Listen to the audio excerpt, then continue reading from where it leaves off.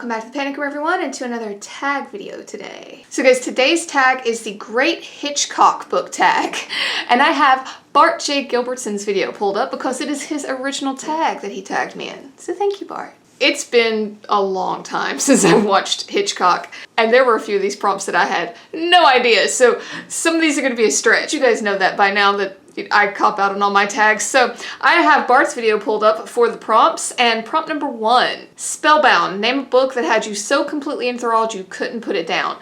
There's a lot of contenders for this one, but I'm gonna go with Boy Parts because it really did draw you in. That main character, she is a piece of work, and you just keep wanting to read to see what other crazy shit she's gonna do. So, Boy Parts. All right, prompt number 2, Rope. Name a book where the murder weapon is anything other than a gun or a knife.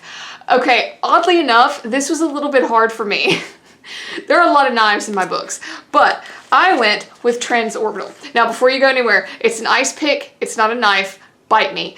Kind of the whole thing with Transorbital is the lobotomy, which they did with an ice pick.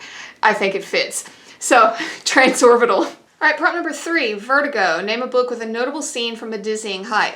Okay, again, I couldn't think of a whole lot. There is a book by the same authors that John dies at the end, David Wong. I think it's called Futuristic Violence in Fancy Suits. It's a Zoe book, and I've only ever read the first one. I know there's, I think, at least one more out. There is a scene in that book where I want to say there is like a confrontation in a big building, like maybe a skyscraper.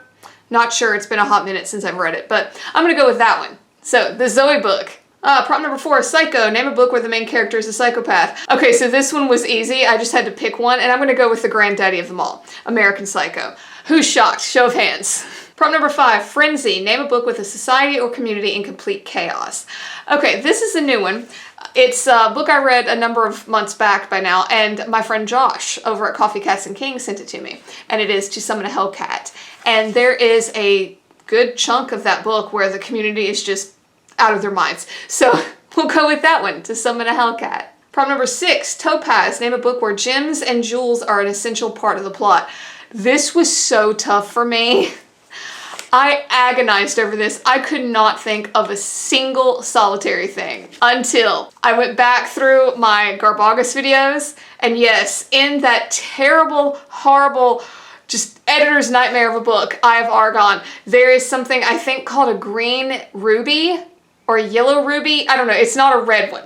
And, you know, he catches a lot of flack for that among many other things. But yeah, so there's a jewel in that book, The Eye of Argon. Prompt number 7, The Birds. Name a book where a bird or birds played an important part of the story. I swear to God, I almost said the movie, but I feel like that's a huge cop-out, right? If I said The Birds, the movie, because it's a Hitchcock film, right? This is awful. It is technically a book, I think. I want to say that M. Night Shyamalan wrote this as like a bedtime story for his kids, but it's that Lady in the Water. Now, I know it's a movie, but I do think it started out as a book, so I'm going to count it because I really have nothing to give you all for this prompt, and there's a bird in that. So, Lady in the Water. P.S. I know that movie's not well loved, but I always thought it was kind of pretty. That's just me. Prompt number 8, Marnie. Name a book with a troubled or shady female character. Again, I just kind of had to narrow them down. So I'm going to go with True Crime.